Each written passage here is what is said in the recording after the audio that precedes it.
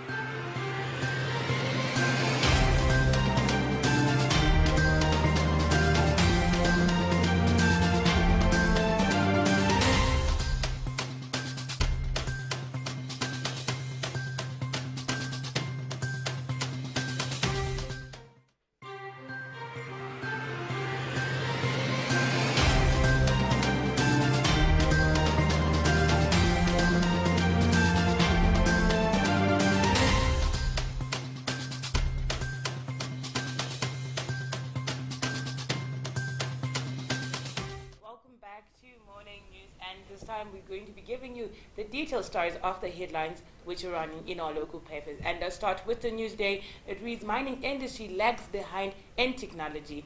Young Miners Foundation YMF Chief Executive Payne Kupfukwa has lamented that the local mining industry was lagging behind in terms of technology, with firms using archaic and inefficient equipment. Kupfukwa made the remarks during a YMF seminar held at the Zimbabwe School of Mines in Bulawayo on Friday last week.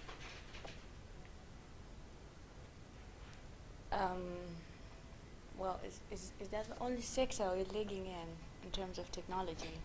Even our health sector is lagging behind when it comes to technology. But So at least, well, those guys are just admitting it and putting it out there. The rest of the, they're not doing it. Like the health sector, they're not doing it, but we all know we're lagging behind. Okay, so still on the news day, Pali leads latest push for talks.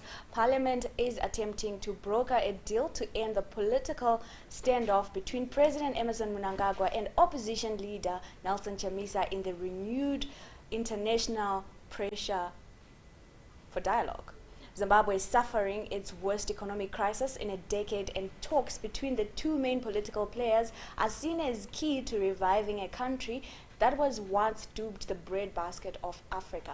And I quote, Chamisa, who leads the opposition MDC and lost a disputed presidential election last year, maintains that Mnangagwa stole the vote with the help of the Zimbabwe Electoral Commission, but has noticeably stopped describing his rival as illegitimate recently. That's quite an observation. And how recent is recently? Because remember when we went to the Glenview rally?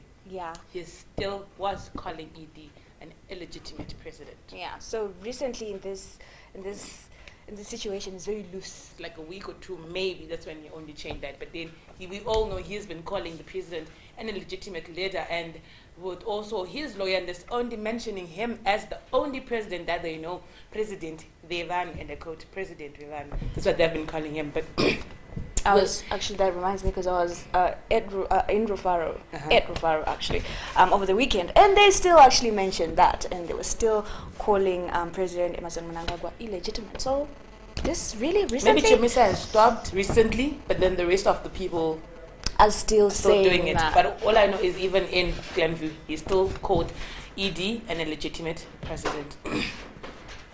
Moving on to the Herald, President appoints Canada and Ghana envoys.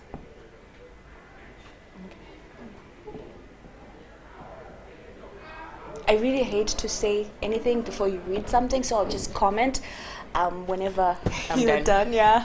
President Mnangagwa has appointed Mrs. Ruth Masodzi Chikwira and Mr. Kufachi Noza as ambassadors to Canada and Ghana, respectively. Chief Secretary to the President and Cabinet, Dr. Mishek Sibanda, announced the appointment of the pair in the Government Gazette published on Friday last week.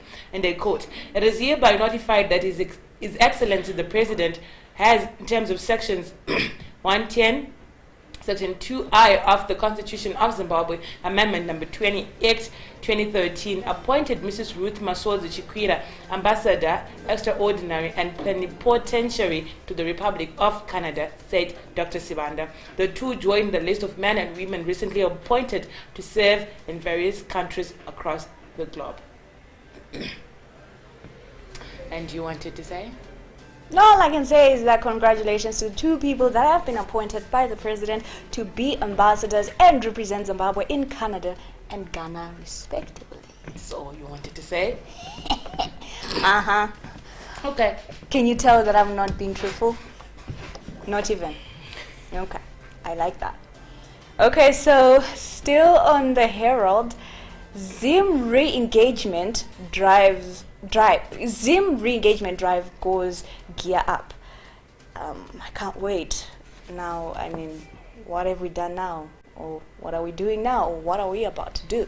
So the story from the Herald reads, President Mnangagwa took Zimbabwe's engagement and re-engagement crusade a gear up at just the ended 70th United Nations General Assembly in New York, following high-level meetings with Commonwealth Secretary General Mrs. Patricia Scotland and investment discussions with Scandinavian countries. This came as calls for the reform of the United Nations Security Council grew louder, with the African Union voicing concern on the lack of movement on the issue. President Mnangagwa was among several heads of state and government who attended the UN General Assembly that was held under the theme galvanizing multilateral efforts for poverty eradication, quality education, climate action, and inclusion.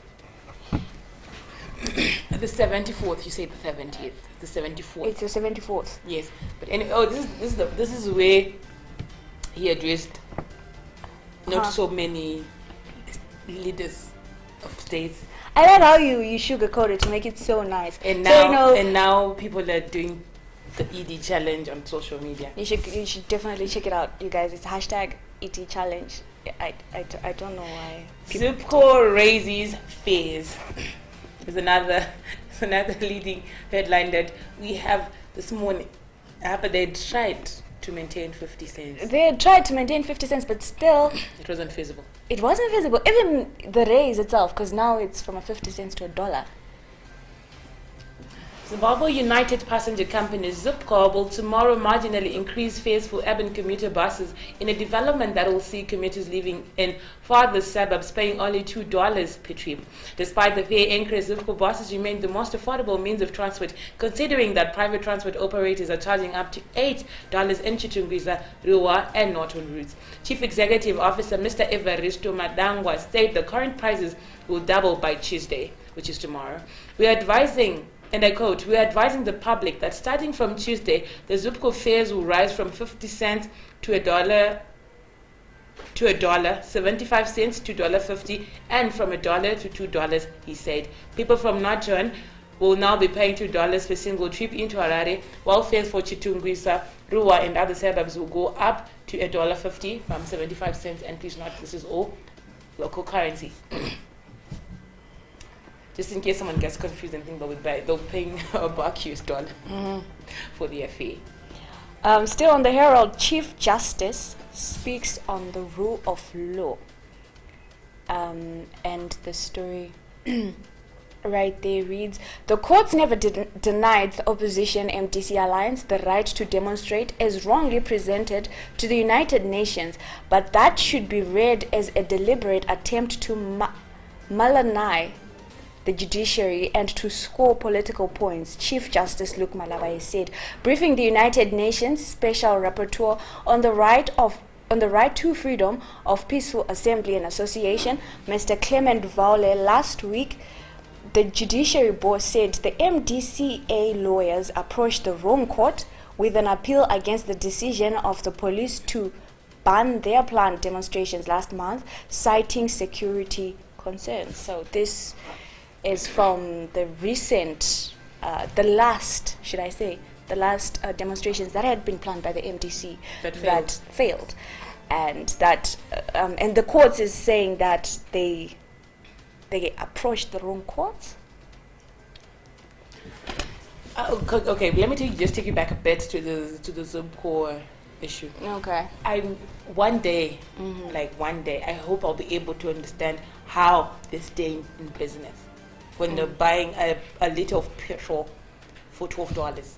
No, the government they have said that they give Zupco subsidies, so they give them money. Instead of them actually making any profit, they're actually forking out money so that, they manage to stay in business, which is quite ridiculous, if I say. Which means that all those buses from Belarus, they come. That means the government is going to fork out more money, basically. And what's the deal? What's the idea behind it? To give you almost free transport. You said the queues of late. My guy. The Norton queues, I swear, I think they're the most ridiculously long, yeah? Yeah, they're ridiculously long. Yeah. The Norton queues. Exactly. Still on the Herald and moving on with the headlines. Government Harare in joint effort to end water wars. How long have you had tap water actually running? I have no idea. Okay. So tell us. What are they saying now? Okay. Government through... Please, Nicole, maybe you want to take that from me. Okay, so government through the Ministries of Local Government, Public Works and National Housing and Lands, Agriculture, Water, Climate and Rural Settlement. I'm sorry, that is the longest name of any ministry. Together with Harare City Council have agreed on a model that will be used for the construction of dams. A senior government official has said the development comes at a time when the city is facing a serious water crisis that led to the recent shutdown of Morton Jeffrey treatment plant before government intervened to alleviate the situation. Government has been actively looking into the construction of Kunzi, Muda and Musami dams that can serve the whole city and surrounding areas. So, ladies and gentlemen, so that is what the government is going to be doing. Well, according to this story, of course, so that at least they reduce the water woes that has been going on around the city. Okay, so moving on to Technomag. Net1 launches Zimra online payment solution.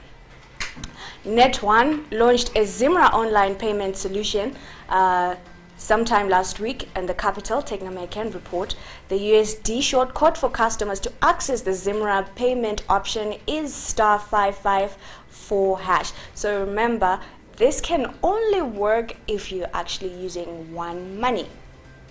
So that is, of course, according to Technomag. And still on the same online news platform, Telecel Zimbabwe appoints new board.